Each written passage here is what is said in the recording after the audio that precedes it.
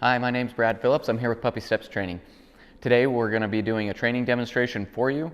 So we're going to walk you through the program. We're going to show you everything that your puppy has learned. We're also going to teach you how to continue with the training. Now, before we get to the more demonstrating part of the program, we're first going to talk about some really important information that's going to help you have a lifetime of success with your puppy. So, your puppy is doing fantastic. Otherwise, we wouldn't be sending him home. Like I've told you before, I train to a standard, not a strict time frame.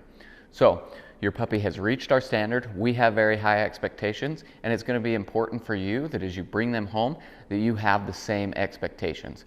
Dogs are really, really neat, that they will live up to our expectations, whether we set them high or whether we set them low. And if one person in the family sets them low and everybody else is high, they're going to continue to try and test waters and see what they can get away with. So we want to make sure that the whole family is on the same page.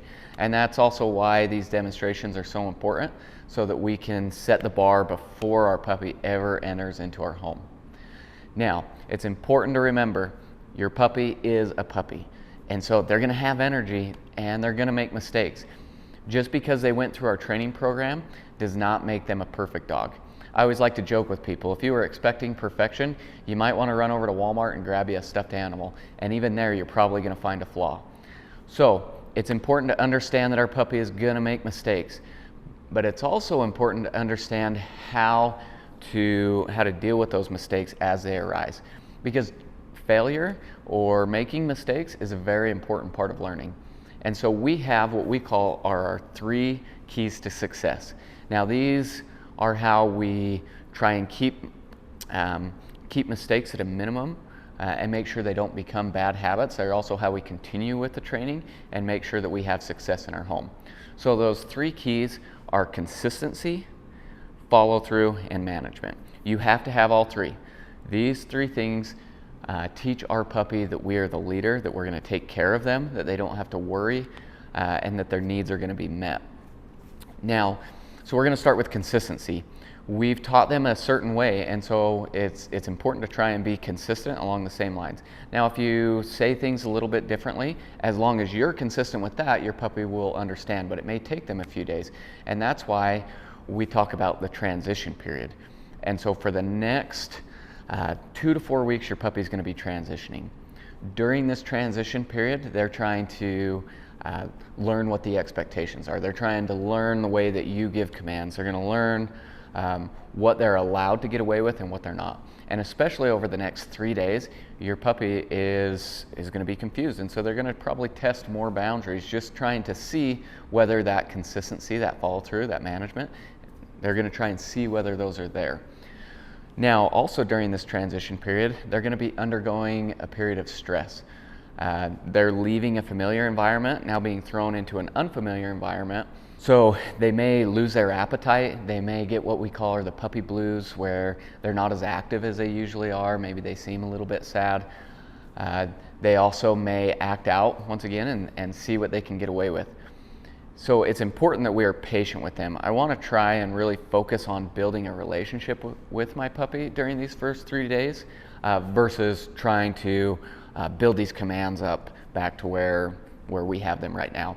Because with the stress, there's also going to be just a little bit of regression. Now, regression doesn't mean that they're going to pee in the house or that they're not going to do commands for you.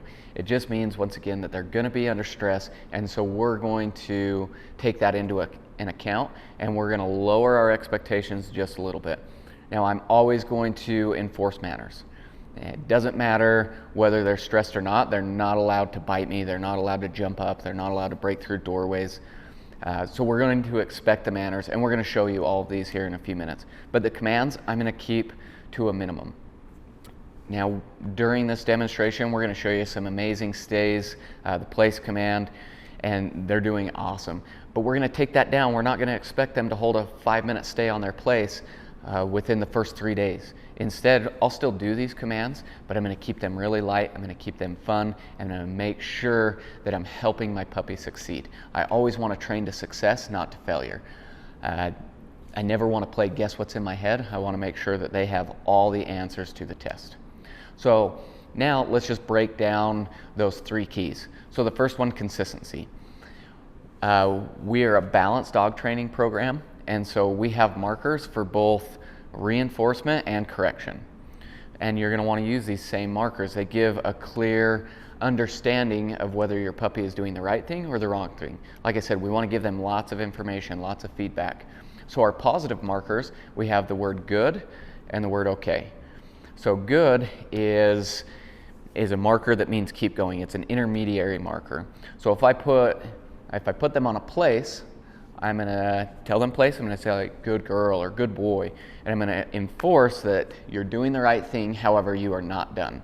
Now, when they are finished with that command, when I'm releasing them from that stay, then I'll use the word okay. So okay marks the correct behavior. It tells them that they're released from a stay and that they've done the right thing. And so it's really important to use these markers to give them that information. Once again, I'll tell them good. So that's good job, keep going. Okay, you're finished, you're able to get off, you're able to maybe venture out a little bit, give them a little bit of freedom. Okay just means that you're done with that behavior at that time.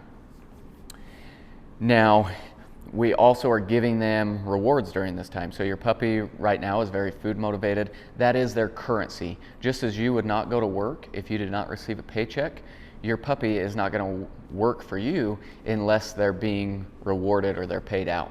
Now, eventually, as they get a little bit older, we can wean those rewards off. There's also times where I don't want to use a food reward.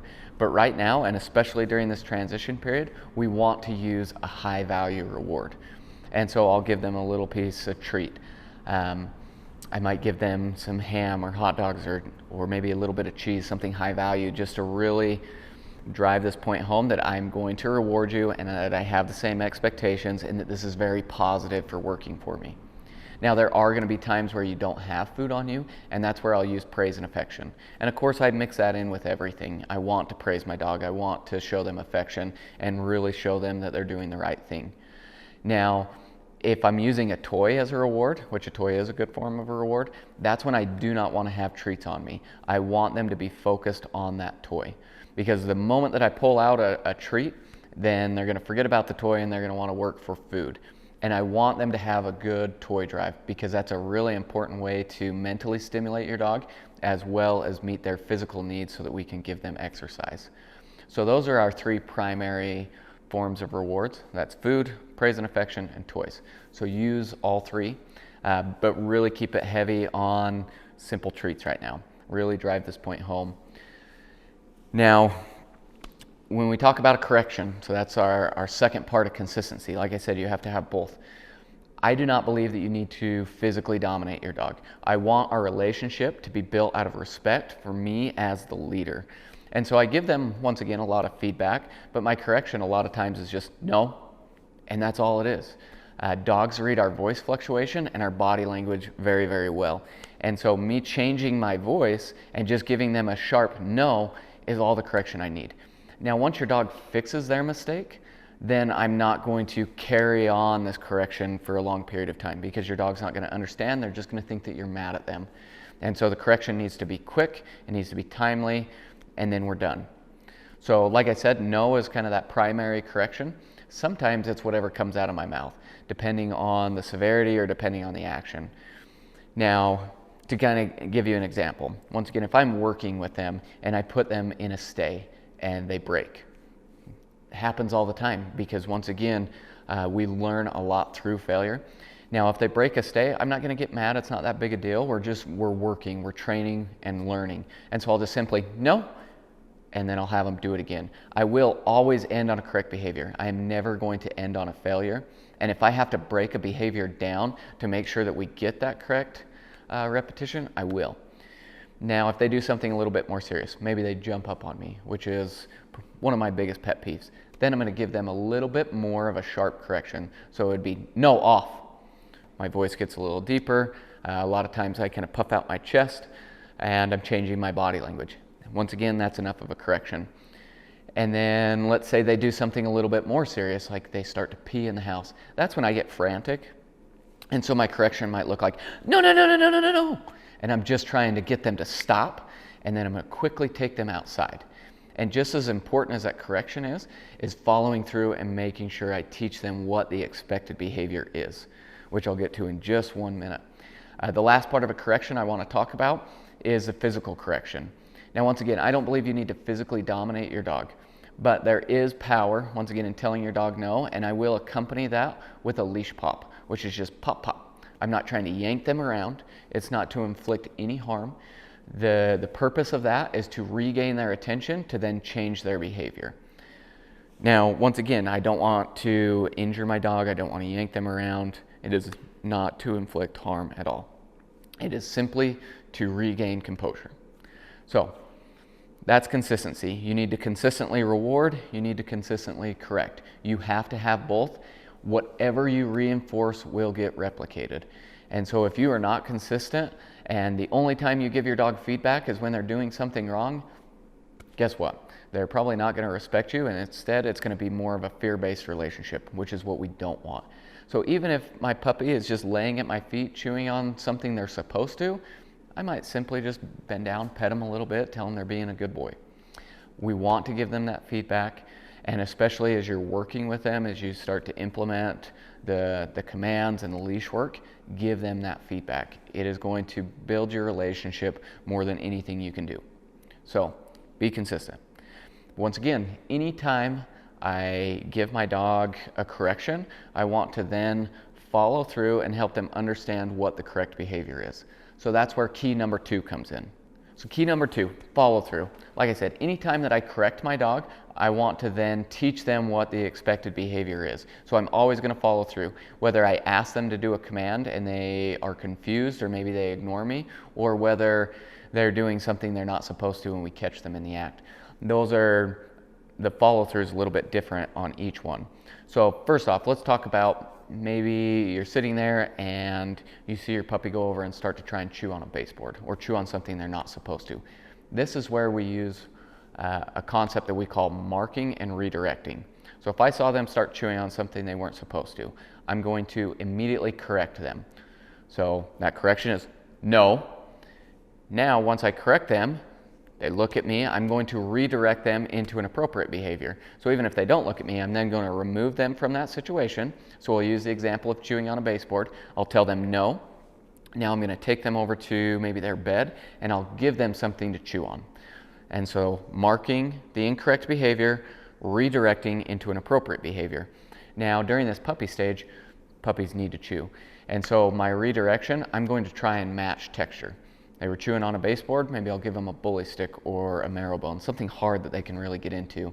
If they want to chew on maybe one of your pillows or a soft bed, give them a plush toy.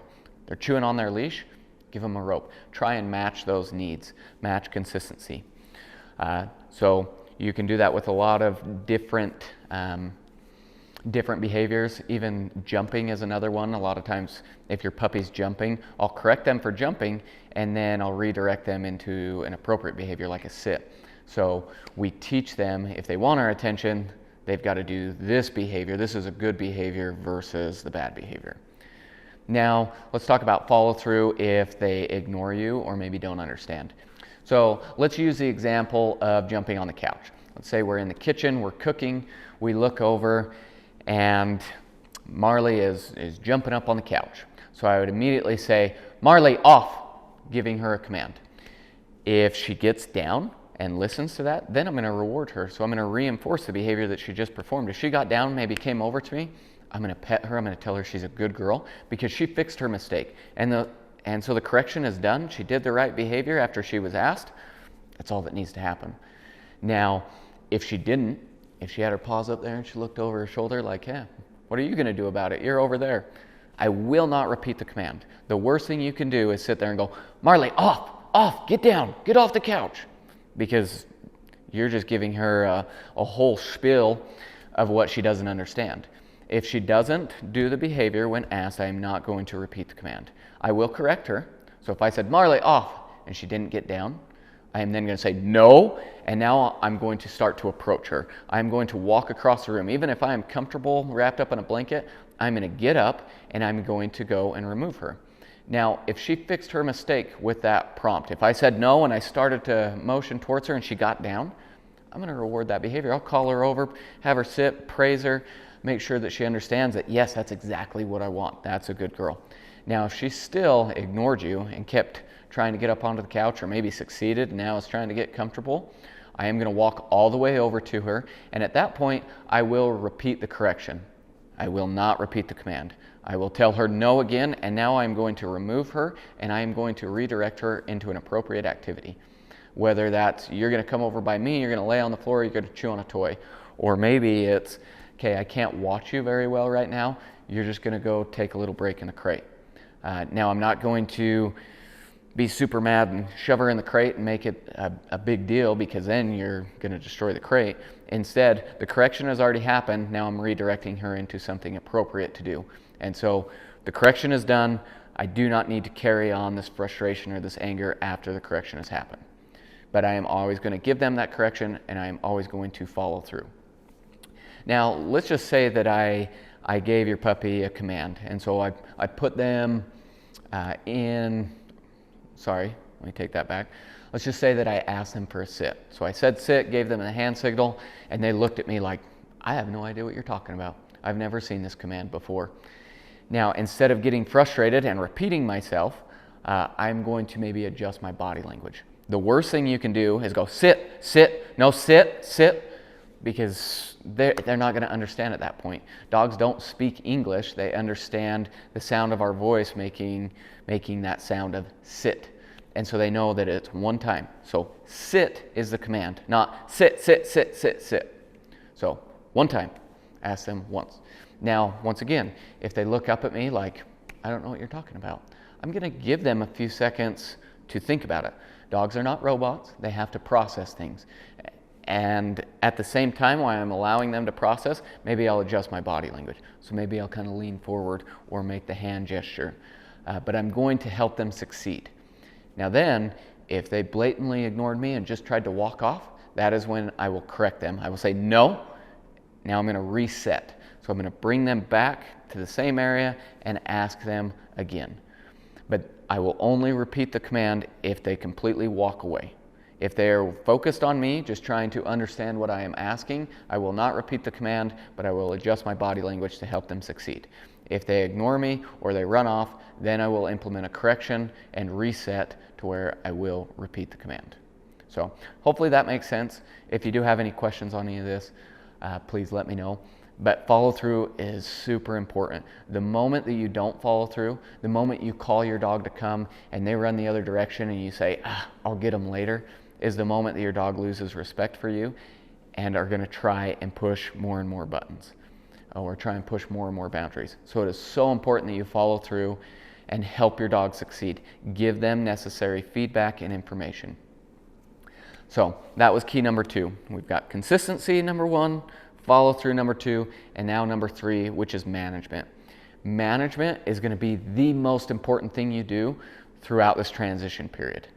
When we manage our dog, we maintain control and we provide an environment where they don't even have the opportunity to create bad habits. Good management when bringing a puppy home is 100% supervision. 100% supervision is active eyes on them at all times. That's not, well, I saw them a few minutes ago. You have to know what they're doing at all times, what they have in their mouth, what they're getting into, where they're laying down, all of it. 100% supervision. Now, there are some good management tools to help you along the way. The crate is your best management tool. You know that if they're in the crate, they're not chewing something up, they're not destroying a family heirloom, and they're not peeing. So use the crate to your advantage. Anytime you cannot give them 100% supervision, use the crate as management. Use a leash. I let my puppies drag around just a really lightweight 4-foot leash for the first few weeks that they're in my house. That way I have a quick way to grab them if needs be, or to take them outside. I will also keep them on a long lead until I've built a relationship to where I know that they are going to follow through and they are going to come back when called. So that once again, this way, they do not have an opportunity to run off and not listen to me. They don't have an opportunity to create a bad habit. Now, as we go throughout the manners, we're going to talk about how to manage those each individually because they're all managed a little bit differently. But the key points to remember is 100% supervision. That is the most important thing you are going to do over this transition period. Know where your dog is at all times. And once again, that's not, oh, I knew where they were 2 minutes ago. It's, I know where they are now, I know what they're chewing on. Because if you walk around the corner and your dog has had an accident and you don't see it, there's nothing you can do.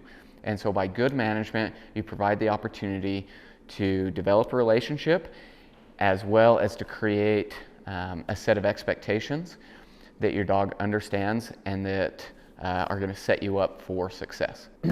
So recap, the 3 keys: be consistent, both rewarding and correcting. Lots of feedback is important. Whatever you reinforce will get replicated. If you ask them to do something, follow through. Do not allow your dog to get away with ignoring you or ending on an incorrect behavior. Always train to success, not to failure. And make sure that you follow through. If you ask them to do it, help them succeed. And the last one, management. Manage your dog, 100% supervision. You know what they are getting into at all times. You know where they are. That is going to set you up for success. So now we're going to switch gears and we're going to pull out your puppy and we're going to walk through all of the training with you. As you watch this video, please write down questions and then give me a phone call or an email. We want to help you succeed. We want to make sure that this transition is as smooth as possible. And that is, once again, the purpose of this video is to help you. And so if you have any questions, please let us know. But we're very happy with where your puppy's at and excited to show off this training. This next video, we're going to be talking about our expectations with crate training and house training. Now, with the crate, I expect that your puppy is sleeping through the night, 8 hours, no problem, and up to 4 hours during the day. Now, in the evening time, the biggest part of crate training is setting a routine. So here at Puppy Steps Training, we're putting them to bed at 10 p.m. and getting them up at 6 a.m. So a good solid 8 hours. Now, they can go longer than that as they get a little bit older, but as you bring them home, don't expect to push that right away. If you are going to adjust that schedule, do it incrementally and go slow. Just know that at about 5:50, 6 o'clock, they're going to start getting restless because they're used to getting up at that time. Now, another big part of sleeping through the night is that mealtime routine. So we feed them at 6 p.m. and usually right around 6 a.m. The morning time, that a.m. meal, isn't super important that you stick to that schedule. You can honestly get them up and feed them when you're ready. However, the evening time meal, we do want to feed them by 6 p.m., no later than that, because I do want a good 4 hours for them to clear everything that's in their system so that they can sleep through the night. Now, we also limit water for the first couple weeks because they're stressed out. When a puppy's stressed out, they drink a lot more and they have to go to the bathroom a lot more. So we want to just, take away some of the fuel for that fire. I still want to make sure that they have plenty of access to water. I just don't want unlimited access. So anytime that they're spending a lot of time outside, I do want to make sure they have access to water. I also want to make sure that they have water when they're eating, and then I'll give it to them, several times throughout the day. But as soon as I feel like they're done or they've had enough, we're going to take it away. Because what I don't want to do is them drink so much that then they're distended. So I don't want them feeling like a panic that they need to drink because it's going to get taken away, but I also don't want them to think that they can just engorge themselves. So hopefully that makes sense, but that routine is a big part of sleeping through the night. Now, they shouldn't be having accidents and they shouldn't be making noise in the crate. So if they do make some noise in the crate, for the first couple minutes, we're going to ignore that. We're going to let them just settle down, especially in the first day or two as they get home. They are going to be under some stress, and so you're their source of comfort. But I don't want them thinking that if they throw a big fit, that you're going to let them out. So for the first 5 minutes, just let them kind of cry it out. Then the first thing that I'll go to is just draping a blanket over the crate. By doing that, we're making sure that they can't see outside, and they're a lot like parrots. If they can't see what's going on, they're going to settle down easier. We've also taught them a hush command. If they do, just continue carrying on. And so if I need to give them that command, it'll be no hush. And so it's a little bit louder. Obviously, you're implementing a correction, and they should quiet down. Now, if they just carry on like they didn't even hear that, then I might accompany with a little tap on top. So I'm not banging on the crate, but it will just be no hush. And it's just to break them of their reverie. I don't want to, kick the crate across the room or cause like any type of fearfulness, but it's just like, hey, knock it off. So that's our correction there. Now, the biggest mistake that you can make with crate training is letting them out if they are crying. Because as soon as you do that, they figure out like, oh, if I throw a fit, they're gonna let me out. So absolutely no positive attention if they're crying in the crate. The second worst thing that you can do is come over and go, oh, it's okay, I'll let you out in a minute, and stick your fingers in the crate. Because same thing, you're giving them positive attention for throwing a fit. So it is no positive attention if they're crying in the crate. If they are making noise and you are about to let them out, still expect some silence. So I'll tell them hush, and I want them to give me like 10 seconds of silence. If you think, oh my goodness, they're gonna have an accident, they need to go to the bathroom, then I might expect still some silence, but it might be more like 3 seconds. So I'd say hush, okay, now let's go, and we'll get them outside. So that's our evening stuff. During the day, they should also be able to be in their crate comfortably without making noise, without having accidents. Like I said, we build that up to 4 hours at a time. You can put them in the crate more than that. I just don't do longer than a 4-hour block at this point. I utilize the crate very heavily while we're transitioning and while we're working on potty training. So don't be afraid to put them in the crate. It is honestly your best friend. They can be inside the crate for as little as a minute, all the way up to that 4 hours. So anytime you can't give them that 100% supervision, utilize the crate. Now we also want to use the crate both when we're home as well as when we leave. If we only put our puppy in the crate when we're leaving, you're going to build some separation anxiety. They're going to associate the crate with you leaving, and it's going to cause even more panic, even more noise. So utilize the crate when you're home, when you're in the same room as them, as well as when you leave. Now, the other thing is, don't make it obvious that you're leaving all the time. If you make a big deal out of putting them in the crate when you are leaving, same thing, you're going to build some separation anxiety. And it's the same concept when you come home. If you come in the door and you immediately rush over to your dog and, oh, I missed you, you're going to build a charge and they're going to go crazy in the crate. So we want to make sure that that's kind of nonchalant. I'll get to you in a second. Sometimes I'll let you out immediately. Sometimes I'll go to the bathroom or go get a drink. And that way we don't build that charge, but it should be a very calm experience being in the crate. So with that, now I want to talk about our expectations with house training. So your puppy, if they're going home, obviously is doing very, very well with house training. My expectations are that they can be inside the house for 2 hours without needing a break, without having accidents. Now they've been doing that here, but we're going to drop or lower our expectations for the first couple weeks to make sure that we train to success. Now that's not saying that I expect a bunch of regression and you're going to have accidents. It's just saying that I'm going to set them up for success. We always train to success, and I want to make sure that I don't give them the opportunity to fail. So we're going to give you a very strict schedule for the first 2 weeks, and if you'll just follow that, you're not going to give them, once again, that opportunity for accidents. Now, before I go into that schedule, just a couple things that I want to talk about.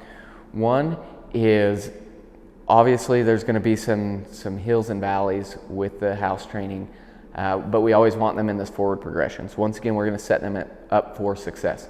So that's a big part of the schedule, is giving them lots of opportunities to go to the bathroom.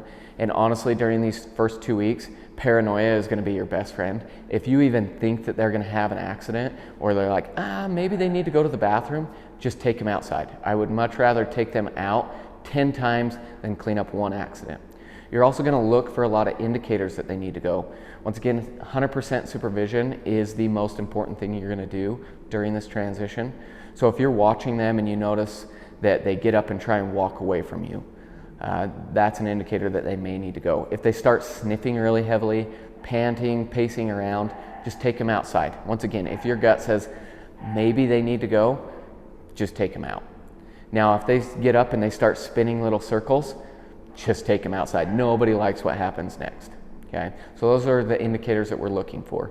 If they have an accident, there's kind of two scenarios we look for. One, if they have it away from you and you don't see it, but you stumble across it later, whether it's 2 minutes, whether it's an hour, there is nothing you can do about that.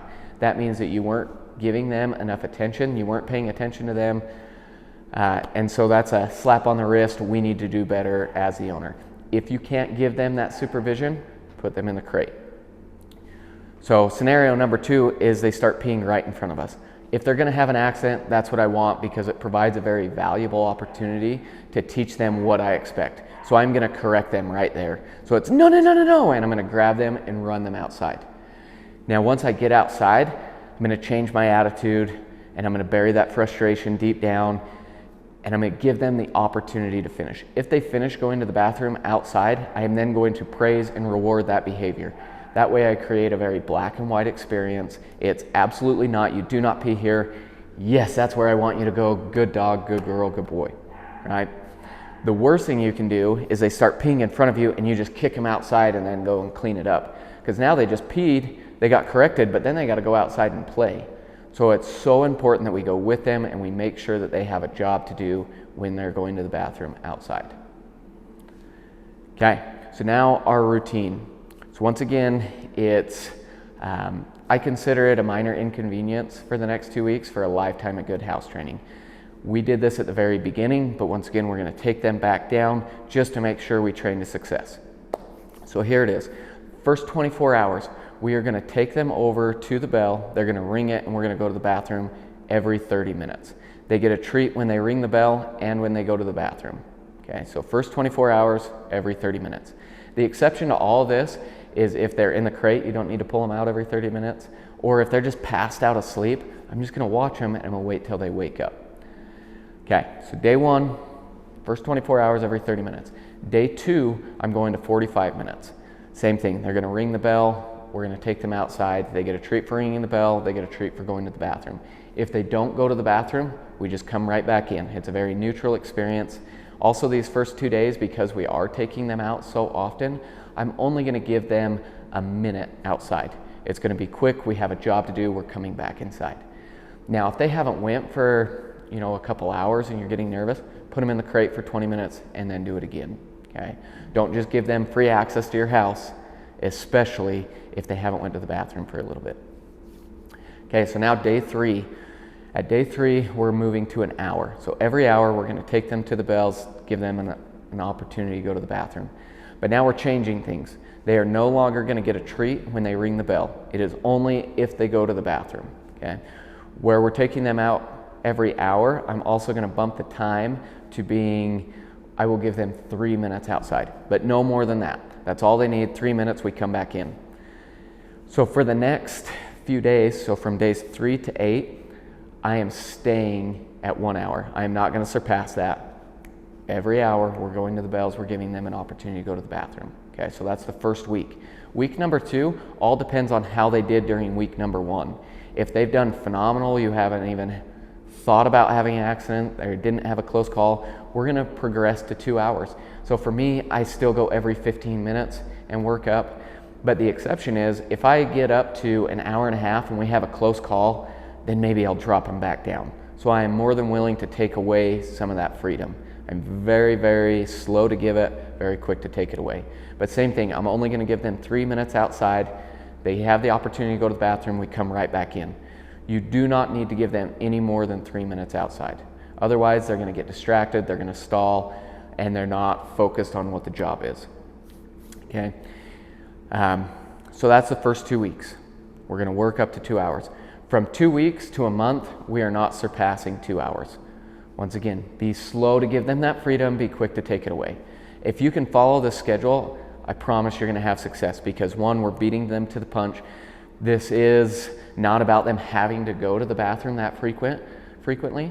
It is all about establishing a pattern, establishing a routine. This is where the bells are, this is where we're going to go to the bathroom. My expectations are for you to go in this certain place. Now, it's also important that you take them outside on a leash. That's going to help them focus on what they're doing. It can be a long lead, but I don't want to just give them free access to run and play.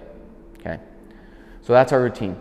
Now I'm going to switch the camera angle and I'm going to show you how we target the bells. Come here. Good boy. All right, so now we're going to talk about targeting the bells. So the first thing you're going to do when you get home is you're going to pull your bells out of your bag, and we're going to go through this exercise. The first part of this exercise we do off the door. You're only going to do this one time, but I'm going to hang the bells in front of Bodhi here, and I'm going to reward him for touching them. I'm going to do this 4 or 5 times before I move to the door. Okay, once we do this and we move to the door, Then I'm going to do a similar exercise where I'm going to lean up against the doorway and I'm going to stare at the bells.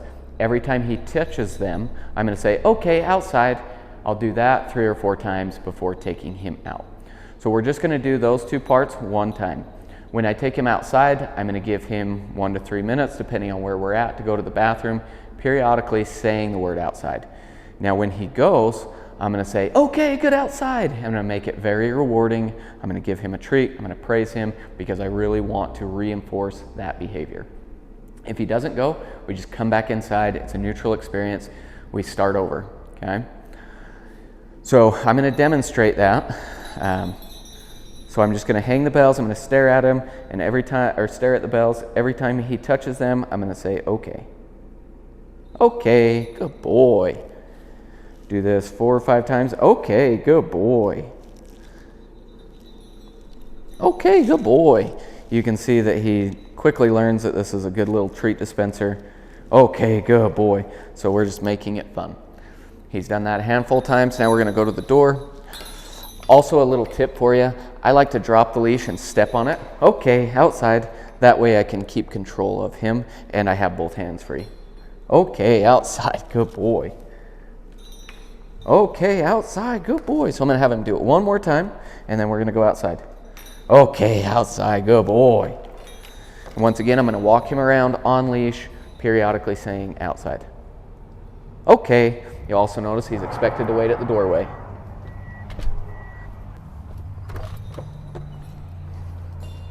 Okay, good boy. Now, after you do that little exercise, from here on out, when you target the bells, it's just going to be walking him over, staring at the bells. Once he rings it, okay, outside, and then we go outside, okay? And remember, for the first 2 days, I'm giving him a treat for ringing the bells. After that, no more treats. I also want to mention, don't be surprised if for the first 2 weeks, he doesn't go and ring the bells on his own. He may, but then again, we're going to be beating him to the punch so many times that he may not need to go. So we're going to beat him to the bells. So don't be worried about that. The other thing that I want to mention is just if he rings the bells, we have to go outside to the bathroom. There is no play. There is no, you just barely went out, so I'm going to ignore you. You have to take him out. If he keeps hitting the bells one right after another, then redirect him into something else to do. If you were headed outside to go for a walk or to go and play and he rings the bells, we're going to have to go, okay, outside. We're going to go to the bathroom, and then we're going to come back in, wait 10 to 20 seconds, and then we'll go outside. So if you're going outside to play or a walk, make sure you forego the bells. So that's our expectations with crate training and house training. If you have any questions, don't hesitate to reach out. We want to make sure this transitions over smooth, but this is definitely, as far as the house training goes, this is definitely the part of the program that requires the most effort because it is those 2 weeks of constantly having to take him out. And then every dog house trains differently. So it may go longer than that till you feel confident and comfortable, but don't give him too much freedom until you trust him and you have that relationship. So the next 3 sections, I am going to have Willow out with me. We will be demonstrating the manners, the obedience commands, as well as the leash work. So as we go through this, I'm going to talk about a principle and then I will demonstrate with Willow so you can see my body language, you can see the way that I follow through if she has a hang up. But this is for you to see what my expectations are for Willow. And as we go throughout this, if you do have any questions, please don't hesitate to write them down and give me a call. We're very, very happy with Willow. We're happy with where she's at, and I think that you are going to absolutely love her. So let's get started. The first manner we are going to talk about are doorway manners. So for Willow, my expectation is that any closed door that we go through together, I expect her to hold an automatic stay. So I'm not going to tell her to stay. I'm not going to say wait. My expectation is that she does not cross the threshold until she is released. So that goes for coming out of the crate door, if we go through an outside gate, if we go through a house door. She doesn't have to sit, she doesn't have to lay down, she just has to show me that she is in control and she is not breaking through that threshold. So the first couple times that you do this at home, or if there's a new distraction, I want to prepare myself that she may break. And so or what I'm going to do is I'm going to manage that situation. So having a leash attached when we're going outside, that way if she does try and pull through, I can pop that leash. I'm also not just going to fling a door open and run away, but like with our outside doors, I might open it with my back towards the opening and lift my leg. So something like this. I'll turn sideways, lift that leg up. I can block her if needs be. When we're coming out of the crate, I might open that door just a little bit slow. Make sure that she is going to hold that stay. So this, what this looks like is this. Now once she's showed me that she's in control, I can say, okay, and she's able to come out. Good girl, good girl.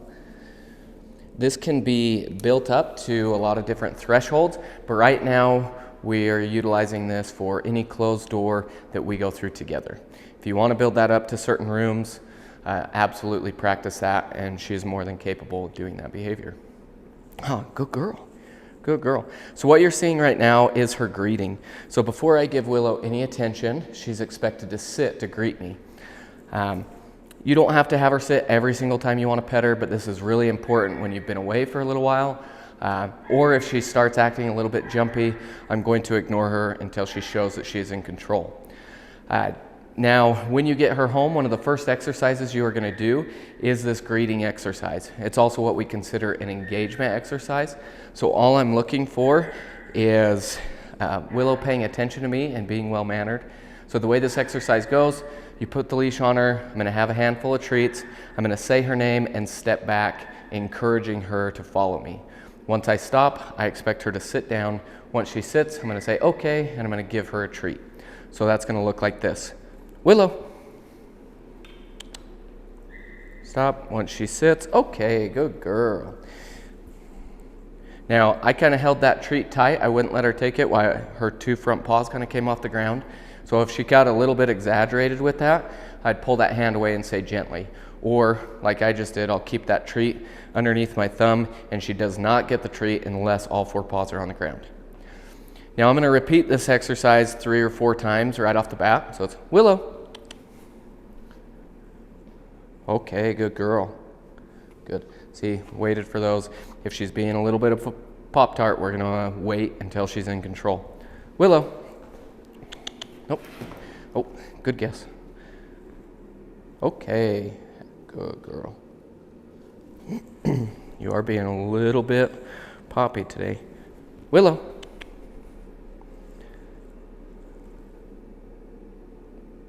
Good, good.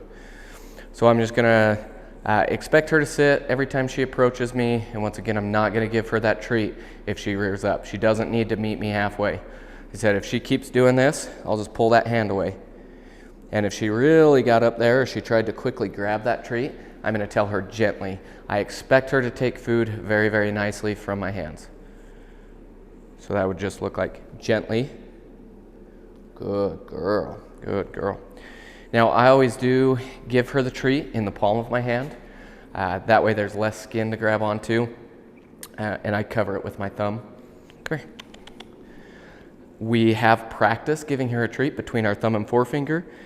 But that's the way that kids always want to give the treat, and then they're sad when their fingers get nipped. So that's why we do practice it gently, and I expect her to be very nice. But if you can, always give her that treat in the palm of your hand. Willow. Okay, good girl. Good. So once again, this is her greeting. This is how she's going to greet me. This is something we're going to practice. It is a replacement behavior for jumping. So we do want every person in the family to practice this exercise, especially over the first 3 days. Do it repeatedly and try and give her a treat every single time. After these 3 days, then there are no more treats for greeting. The reward for greeting me is my attention. I'll pet her, I'll praise her, give her some attention. When we're greeting new people, obviously this is the behavior that we want, but new people are a huge stimulus.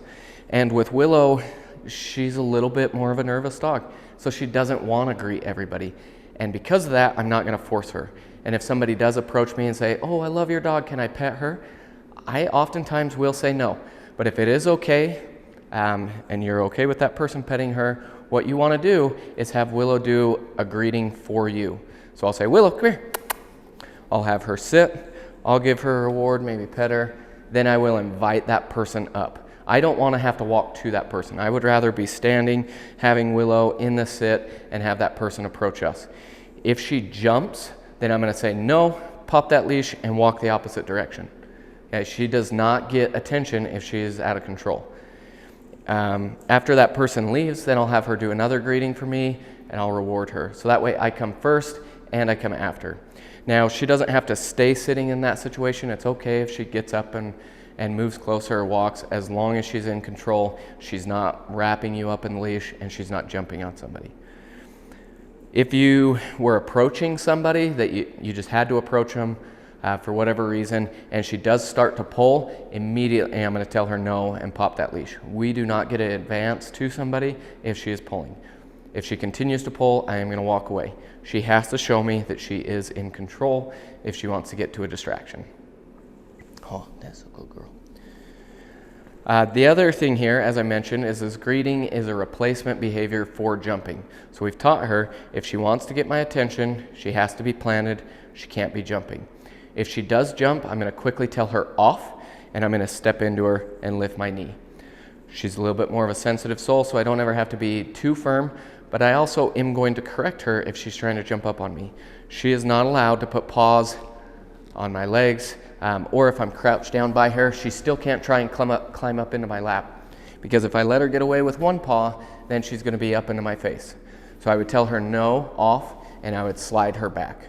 I'm not going to push her away because she's not doing anything wrong right now, but I would just put my hands right here in her chest, slide her back, tell her off, and then I'm going to remove my hands and wait for her to show me that she is being a good girl and she's in control. For children, it is important that if Willow is approaching them, not to move backwards. That's a very human instinct, is to back up from the scary puppy. But that is an invitation for them to come closer and to jump. Just as you saw in that greeting, if I start moving back, Willow's going to follow. So instead, if I thought, oh man, she's running towards me, she's going to jump, I will always step into her. That way I restrict the space, and chances are she's not going to jump because I've thrown off her timing as well as off of her gait. But she is not allowed to jump up at all. Even if she tries to jump up on something like the couch or a counter, I'm going to quickly tell her no, off, and I might even clap to drive that point home. Okay, but she is not allowed to jump. That was one of the bigger behaviors to overcome. She wanted to hop around, and especially she always wants to meet me halfway for a treat. She does not get to. No treats unless all four paws are on the ground. No attention unless she is planted and she is showing me that she's in control. Oh, you're a good girl. Willow.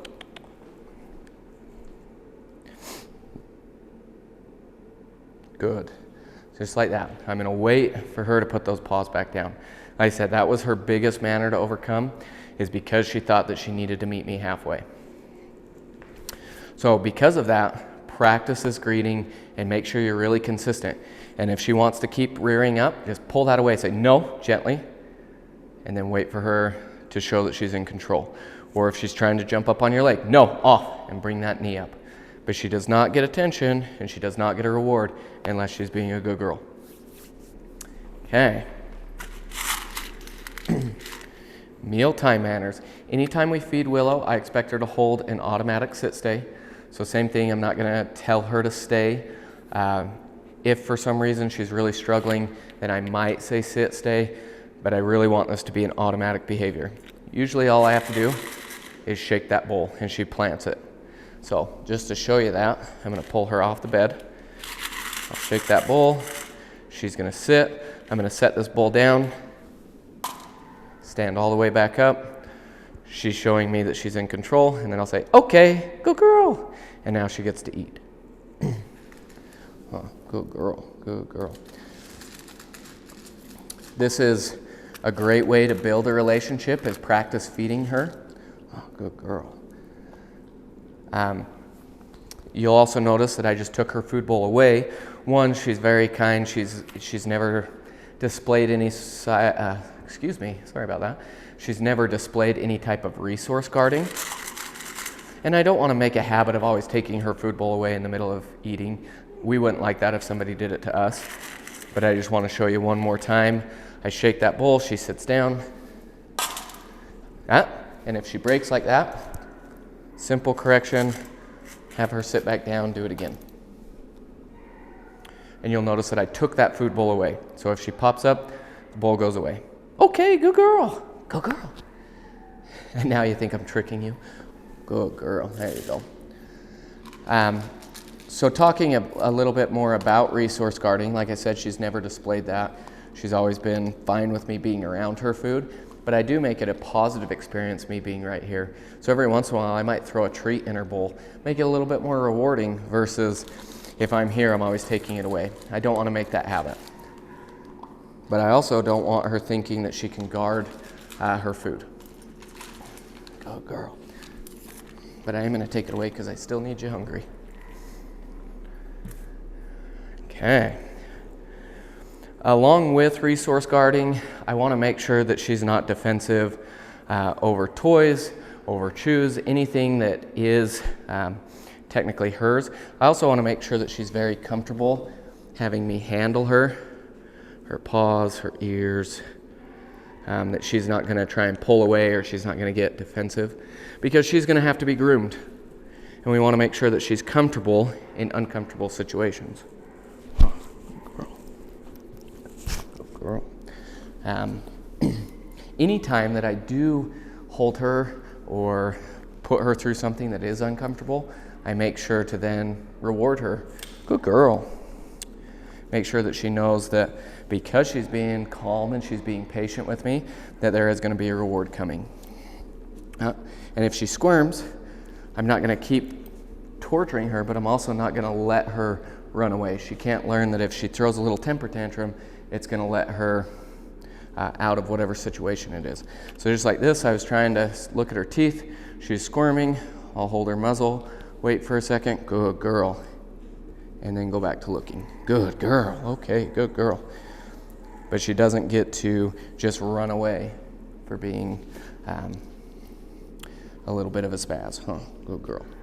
But what I was looking at are those teeth. So she is in the heat of teething, which means she's going to need stuff to chew on. We need to give her appropriate things to chew on. If you don't, she's going to go find something to chew on, and you're never going to like what she finds.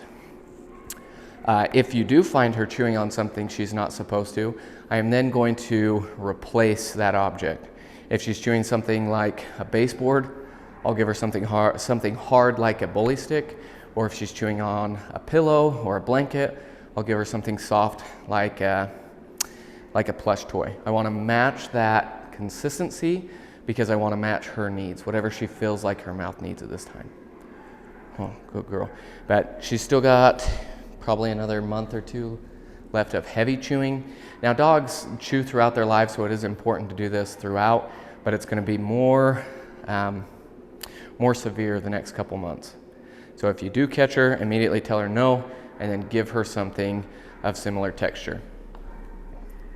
When you do catch her chewing on something, say she has a sock, you can also ask for that drop it. But anytime that I ask her for a drop it on something like that, I want to then practice with a toy. I want to make sure that she has a very positive association with drop it and not just taking something from her. So most of our drop it practice is just me incorporating myself into her play. Oh, good girl. And a lot of times she will just freely give up the toy. Oh, good girl, good girl. But I'm just going to toss it and then ask her to drop it. The first little while you're working on this command, make sure that you're nearby. So that way, if she does ignore me, I can quickly follow through. And my follow through is no, and then I remove that toy. If I have to do that, she then has to earn it back, so I'll ask her for like a sit or a watch me. Willow, drop it. Good girl.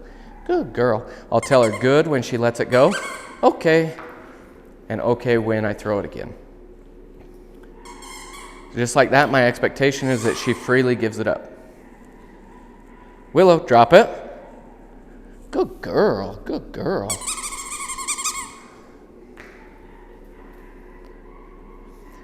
Now, if she didn't and I had to correct her and remove it, there's a couple different ways that I'll take this toy away. One, I might take it on both sides and just I'll work my knuckles in, and that way we'll run out of real estate and we'll kind of pinch those lips in around her canines.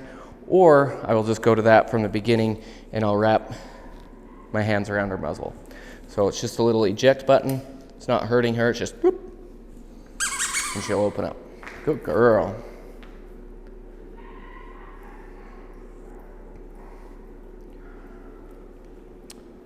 Willow, drop it.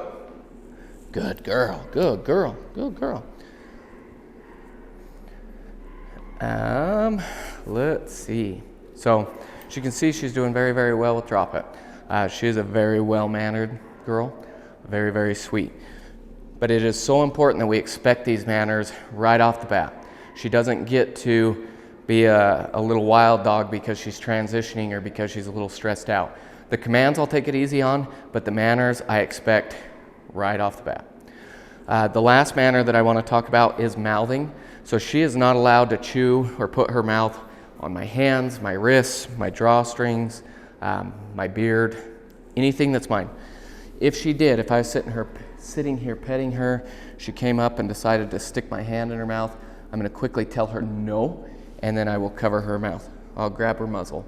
So I'm not clamping down. This isn't to inflict harm. It's just a quick stop, and then I remove my hands.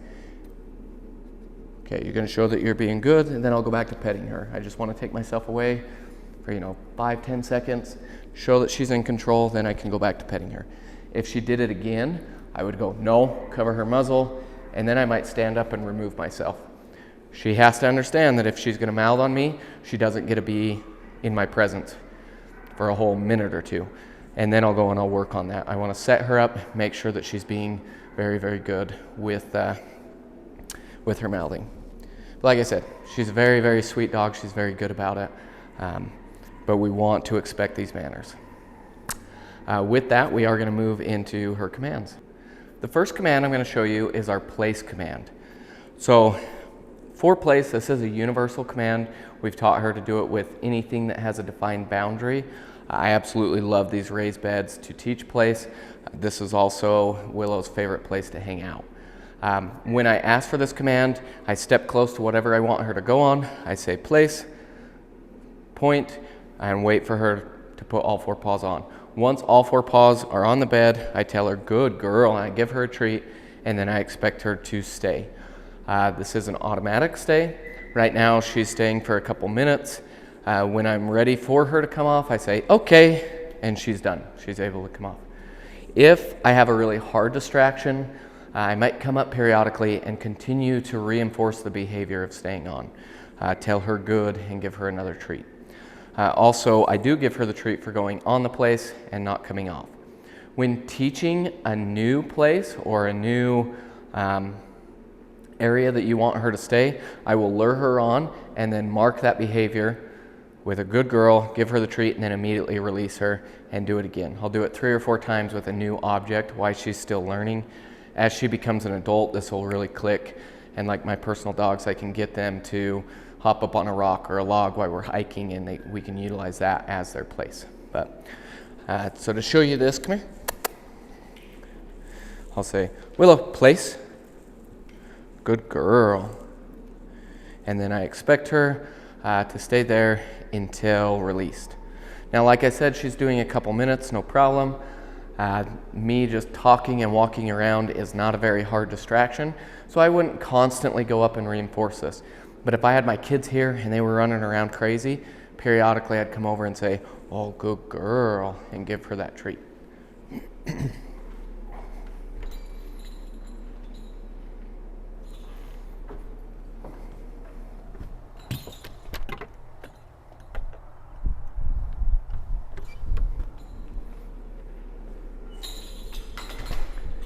Anytime I implement new distractions and she succeeds, I make sure to come and reinforce that behavior.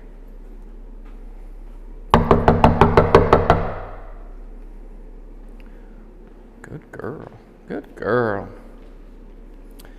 If you're consistent with this, she can easily do, a 10 to 15 minute place within the first, waiting to see if she's going to step off, within the first 6 months, an hour within the first year. But it's as long as you're consistent and you reinforce and you reward this behavior. Okay, good girl, good girl, good girl. Place. Good girl. Okay, our second command is very similar to place, but it's the crate command. So I'll tell her crate. Now if she does this, I'm going to leave my hand here. And she's a little bit confused. So now I might back her up. Crate. Good girl. And help her succeed. Okay. So for whatever reason, she was a little bit confused with what I was asking. I waited for her to process. She showed that she was confused. I changed my body language. I helped her change hers and then helped her succeed. But with the crate command, my expectation is the same, that I can point, send her in. Our standard is tapping on top. Once she's in, I give her the treat, but I don't give her a treat when she's released. Willow, crate. Good girl. Okay. Now, Willow, crate. Good girl. Okay. Now with the crate command, we want to practice this command way more than just when we lock her up. If you only use the crate command when you're going to lock her up, she will build an aversion to the crate and not want to go in. So we want to keep it fun. A lot of times I try and just keep it really upbeat, setting her in there 3 or 4 times for no reason other than getting her a treat. And then maybe 10 minutes later, I might lock her up. Willow, crate. Good girl, good girl. Okay. Crate. Good girl. So you notice that okay is the release, opening the door is not. Okay, good girl. Place. Good girl. Yeah. Okay. Good girl. Crate. Good. So anytime I'm training with her, I want to keep it upbeat and fun. Okay. And just remember, with those two, no treat for coming out. Now, the next commands I'm going to show you do have hand signals. So we have sit, which is a scoop over the nose, down, which I take my hand flat, and then stay as a stop sign. Down. Now, same thing, she's looking a little bit confused, so I'm just going to hold right here and allow her to think about it. Now, if she hesitates, there we go. Good girl. I just adjusted my body language, leaned over, started to lower, helped her succeed. I never want to push her to failure, and I always want to give her this processing time. But if she's clearly confused, I do want to help her succeed. Good girl. I didn't put you in a stay, though. Come here. Sit. Now, we do have both a sit and a down stay. So if I put her in a sit stay and she lays down, I'm fine with that. But if I put her in a down stay, she's not allowed to pop up. Right now, she's doing 20, 30 seconds in her sit and down stays, which is great for a puppy. Don't be satisfied with it. Always try and improve. Always try and add different distractions, as well as do it in different environments. Okay, good girl. The difference with these stays versus like a place is this is what I consider a chain command. So she gets the treat at the very end. I'm not giving her a treat for sit and then for down and then for stay. So instead, she gets it at the very end. Down.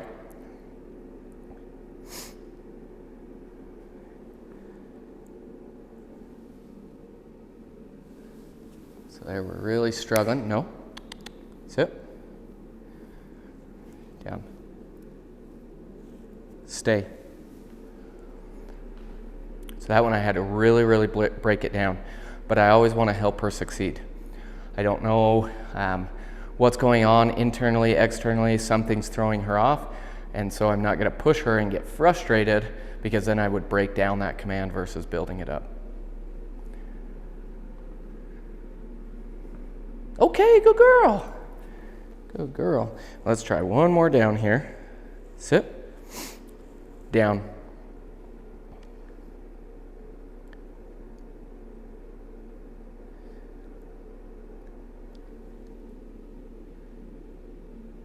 It is really interesting that the down is throwing her off today. Good girl. Okay. And that's kind of the fun thing with dog training, is you never know what you're going to get. She's also probably getting a little bit tired because we've been working now for a lot longer than what we typically do in a training session, because I like to keep these training sessions fast and quick and then have multiple in a day versus dragging them out over the last 30 minutes to an hour. But I still expect her to succeed. I still expect her to follow through with the behavior that I've asked her, even if that means that I need to adjust myself and help her succeed. And today, for some reason, the downs are throwing her off. Tomorrow, it could be place. You just never know. But I'm going to train the dog in front of me, and I am going to help her succeed. Okay. So the last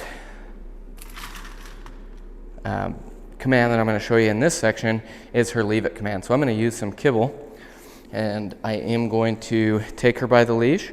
That way I can follow through if she tries to run and grab this. But I'm going to dump this on the ground and leave it. Good girl. So she's looking at it. Good. She chose to leave it alone. Now, if I was walking her and she tried to go and grab it, I would tell her, leave it again and pop that leash. Willow. Good girl. There she walked past it. I'm always going to try and reward her with something. Leave it. Good. I'm going to reward her with something that's of higher value than what she's leaving alone. See, and right now she's good girl. Still pretty invested in the kibble. So anytime that she looks at me and is checking in, looking for information, I am going to reinforce the behavior of leaving that alone. Now this is when they always want to grab it, is when I'm trying to pick it up. No, leave it. Good. Once it's gone. Okay, good girl. Now, leave it, I use that for situations where she's never going to get that thing. So something that I can take away from Willow, or something that we can walk away from. I do this a lot on walks, so if there's something dead, there's something gross, I can tell her leave it, and I'll be like, okay, go girl, go girl, go girl, and I'm going to reward her as we quickly get past it. But I am not going to then say, okay, and let her go and eat something off the floor, because that's just teaching her to wait for something. That's not leave it. Where leave it, once again, is absolutely not, you're never getting that, whatever it is. Okay. With that, we are now going to move into her leash work. We'll talk about her heel, engagement, as well as her recall, both on and off leash. So I do need to adjust the camera for this, and we'll jump into it. All right, so now we're going to talk about our heel. So the heel is for you. This is not to exercise Willow. This is literally a walk where she has to be paying attention to you, and so it's a very mentally heavy exercise for a dog. So I do it in short bursts. But the heel, my expectations are that she's right here next to my side. She's paying attention to me. She's not pulling. She's not sniffing or wandering. We're getting past the distraction. And then once we have more open space, then I release her and she can go into a walk where, you know, she can have some space, can check things out and exercise. So once again, the heel is a very structured walk. My expectations, once again, she is by my side. She is not pulling. When I stop, she sits down, okay? I also always walk her on my left side because I'm right-handed. This is just a very convenient way to pay her. Also, because this is such a mentally, I don't know why I can't remember the word right now, but a mentally heavy exercise, I am going to pay her for her good behavior. If you do not reward your dog, especially for keeping attention on you, you are going to lose that attention and you are going to have a dog that pulls. But we do this walk in very short bursts, 5-10 minutes at the absolute max. Most of the time, It's like, hey, there's a distraction coming, whether that's a jogger, a biker, a stroller. Let's heel for the next minute as we get past this, and then you're able to be released. So I practice this a lot, and then I use it anytime there is a distraction. So I'm going to just walk around the room. I'm going to tell her heel. You can see the way that she walks with me, the way that I pay her out. You're also going to hear the way that I give her feedback. Feedback, once again, is one of the biggest parts to having a dog that can heel really well. So heel. Good girl. Good girl. Heel. If I have to completely change directions, I will say the command again. Good girl. Good girl. Or if I stop and then start again, I will repeat the command as well. But you can see this is a very short leash. She's on my left side. Good girl. And she keeps looking up at me. She's looking at me for information. Now, right there, she got a little bit ahead of me. And so I gave her just a little bit of pressure back on that leash, just to let her know that she's getting too far ahead. I use this leash pressure to give her information, both when I'm turning as well as when I'm stopping. So heel. When I stop, I'll give her a little pressure back. Once she sits, good girl, I'll reward that behavior.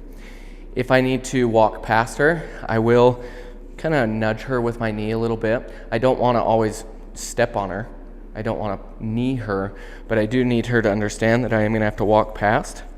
And so I'll give a little pressure back, and I will turn into her.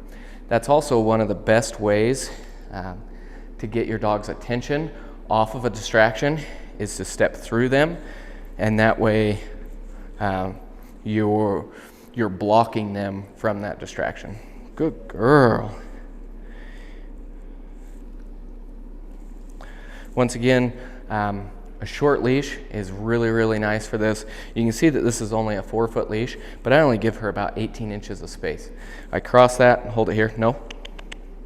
And I do want her sitting by my side, not in front of me, because that way if I want to walk, I'm not going to trip over her. Heel. Heel. Good. Heel. You can see she's paying attention to me, not what's going on around. Of course, right now it's raining outside, so we're doing this inside. So there's not a lot of distractions. And when you start, you got a freebie. When you start this walk, it is best to do it in an area where there are a limited amount of distractions.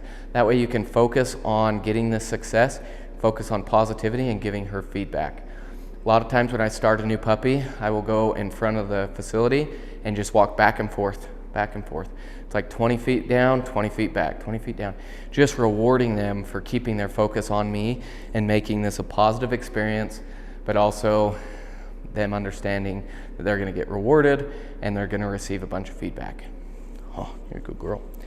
Now, if she starts to pull, no matter what length of leash, no matter what type of walk you're on, if she starts to pull, I am going to correct her.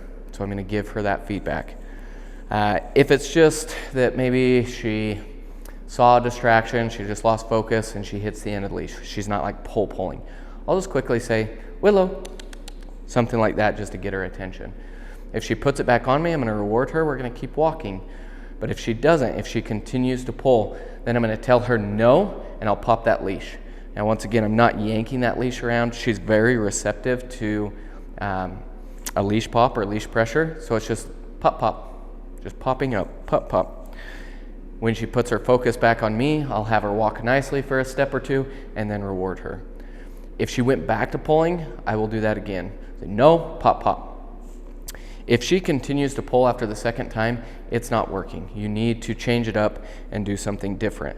So if she continued to pull after 2, then I'm going to stop walking completely. I'm going to bring her attention back, say, hey, are we paying attention now? And then I'll tell her heel and continue.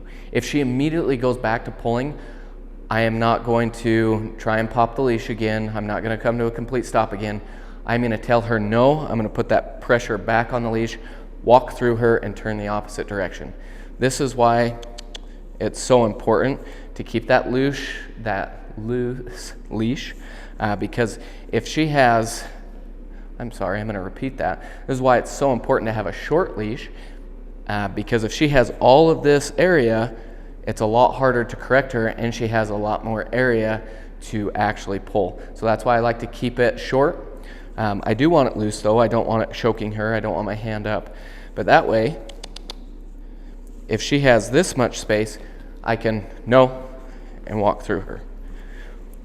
Now, if I get to this point where I'm having to turn and walk away, as soon as she shows that she's paying attention again, that's when I will turn around and start walking back towards the distraction.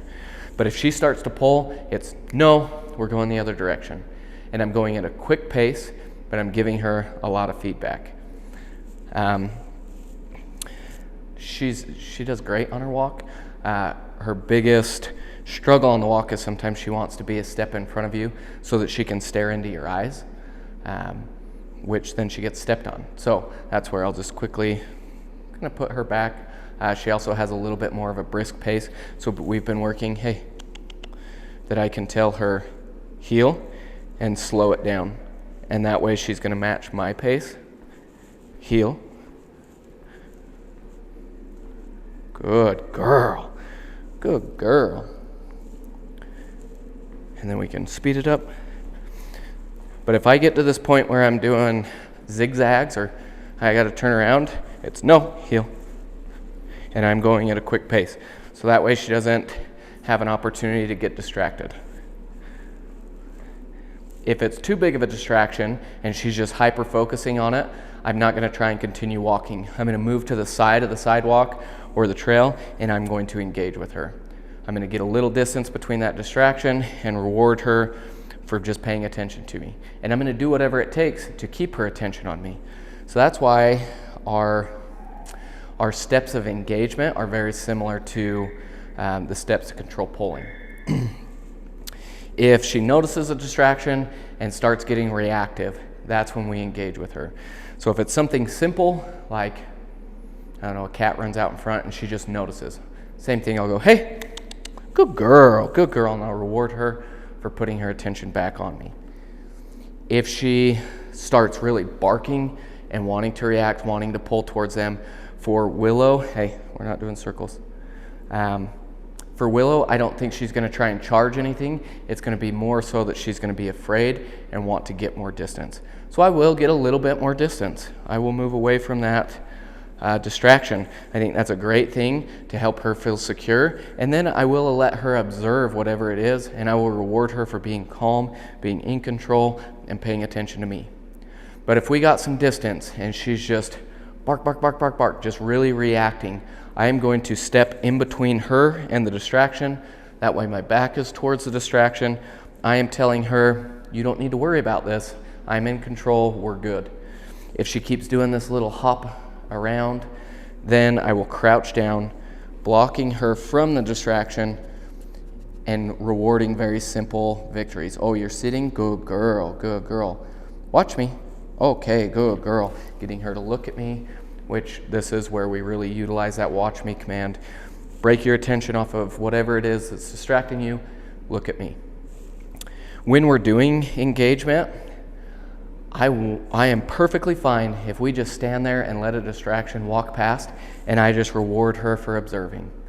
As long as she is in control, we can watch the world go by. We call it the art of doing nothing.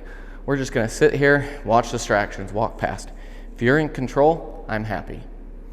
And you are going to have to do this exercise with Willow at some point. Like I said, hers probably won't be reactive as I want to run and go play with another dog.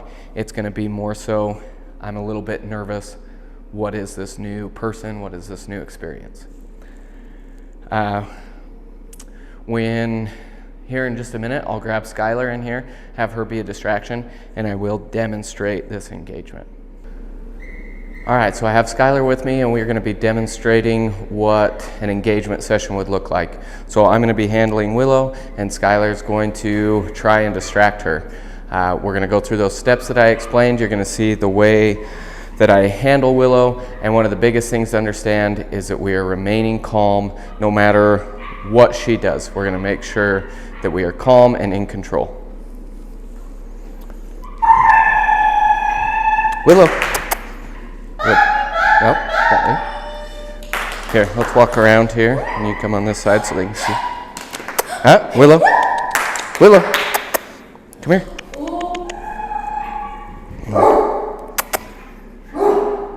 Good. Good.